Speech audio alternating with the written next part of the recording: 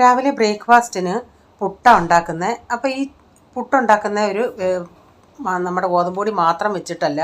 അപ്പോൾ ഈ ചോറെന്ന് പറയുന്നത് ഇന്നലെ വെച്ച ചോറ്, അത് ഇത്തിരി വെന്ത് പോയതുകൊണ്ട് ഇവിടെ ആർക്കും അത്ര ഇഷ്ടമില്ല. അത് ഞാൻ ഫ്രിഡ്ജ് വെച്ചേക്കുമായിരുന്നു. ഇപ്പോൾ രാവിലെ എടുത്തിട്ട് ഞാൻ അതിൽ നിന്ന് കുറച്ച് 2-3 ടേബിൾ സ്പൂൺ ചോറും അതിൻ്റെ കൂടെ ഒരു 1-2 ടേബിൾ സ്പൂൺ നമ്മുടെ ഗോതമ്പൊടിയും കൂടി ഇട്ടിട്ട് ആദ്യം ഒന്ന് പൾസ് ചെയ്തെടുത്ത് ഇച്ചിരി ഉപ്പുകൂടി ഇട്ടിട്ട്, അപ്പം നമ്മൾ പൾസ് ചെയ്യുന്ന സമയത്ത്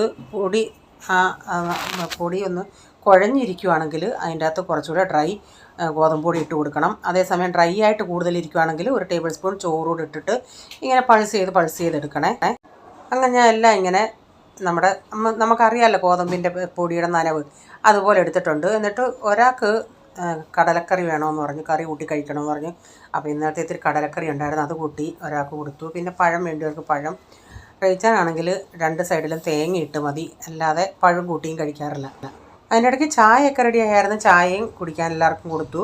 പിന്നെ വെണ്ടയ്ക്ക അരിഞ്ഞെടുത്തായിരുന്നു, അതിലേക്ക് ഇച്ചിരി ഉപ്പും മഞ്ഞൾപ്പൊടിയും മുളക് പൊടി ഇട്ട് അതൊന്ന് അടപ്പത്ത് വെച്ചിട്ടുണ്ട്. കാരണം വെണ്ടയ്ക്ക ഒന്ന് വഴന്ന് വരെ ഇത്തിരി സമയം എടുക്കും. അപ്പോൾ രാവിലെ അതങ്ങ് അടപ്പത്തിട്ടാൽ ഇടയ്ക്കിടയ്ക്ക് ഇളക്കി കൊടുത്താൽ മതിയല്ലേ. അപ്പോൾ ഒത്തിരി നേരം ഞാനിങ്ങനെ ഇടയ്ക്കിടയ്ക്ക് ഇളക്കി കൊടുത്ത് നമ്മുടെ വെണ്ടയ്ക്ക മെഴുക്കുവരട്ടി ഇപ്പോൾ ഇവിടെ റെഡി ആയിട്ടുണ്ട്. പിന്നെ പാത്രങ്ങളൊക്കെ കഴുകാനുണ്ടായിരുന്നു, അതെല്ലാം ഒന്ന് കഴുകിയെടുക്കണമായിരുന്നു. പിന്നെ ഫ്രിഡ്ജിൽ ഇത്തിരി മീൻ ഇരിപ്പുണ്ടായിരുന്നു, അതൊന്ന് വെള്ളത്തിലെടുത്തിട്ടായിരുന്നു. പിന്നെ അതിൻ്റെ ഐസൊക്കെ പോയടനെ മീനൊക്കെ ഒന്ന് വെട്ടിയെടുത്തിട്ടുണ്ട്.